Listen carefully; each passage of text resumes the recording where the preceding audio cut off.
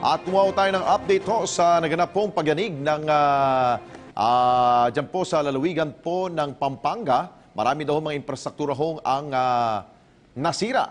Nasa linya ngayon po si Pampanga Vice Governor Dennis Pineda. Vice Gov, good evening, sir. Yes, good evening po. At nandito po kami ngayon na kasalukuyan na nag-a-account ng mga structure na bumagsak. Pero initial po na worst namin is yung sa bayan ng Porac. Merong isang grocery na 3-story o mahigit na nag-collapse. May mga natrap na tao sa loob. Ako po. Saan po banda ho yan? Anong exact na lugar po yan, Vice Bayan Gov? ng Porac. Bayan ng Porac. Opo. Ano po yung street po dyan? Ano po yung grocery store po yan? If I'm not mistaken, Chongson Building, Chongson. grocery. Oho. Yes. Meron na ba ho tayong numero kung ilan po mga taong Initial, natabunan? may mga 30 katao sa loob. Ang initial report, hindi pa namin ma-confirm kasi right now, pinipilit namin na magkaroon ng access sa loob.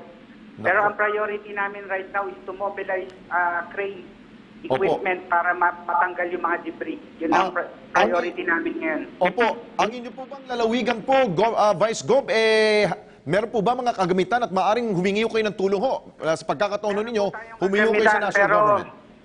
Meron po tayong kagamitan. May mga private group na nagmo-mobilize po ng equipment right now, especially crane ang kailangan namin. Opo. Ito po bang Porac, Pampanga, pinaka-hardest hit po ng lindol?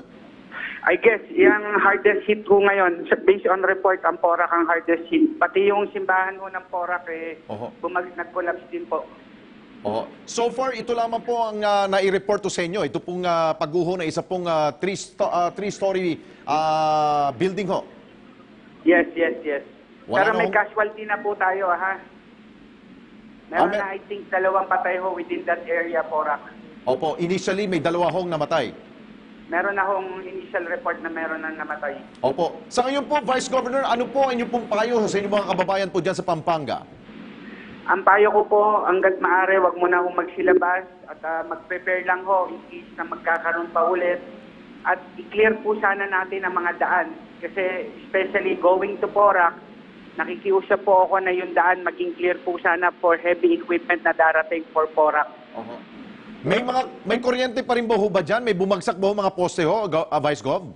May mga area ho na wala pang parang power kasi may mga nagbagsakan pa rin ng poste. Pero ang focus ko namin right now is on Porac. Sa Porac. Yun po yung ano namin talaga ngayon, priority namin ngayon. Okay, with that, na mailabas namin sa mga tao na to.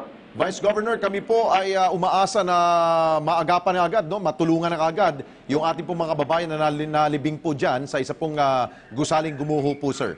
Sa madaling panahon, sir. Sige po, update na lang po tayo para dun sa sitwasyon po ng probinsya namin. Opo, good luck po, Vice Governor Dennis Pineda. Maraming salamat po sa inyong oras po. Thank you, sir.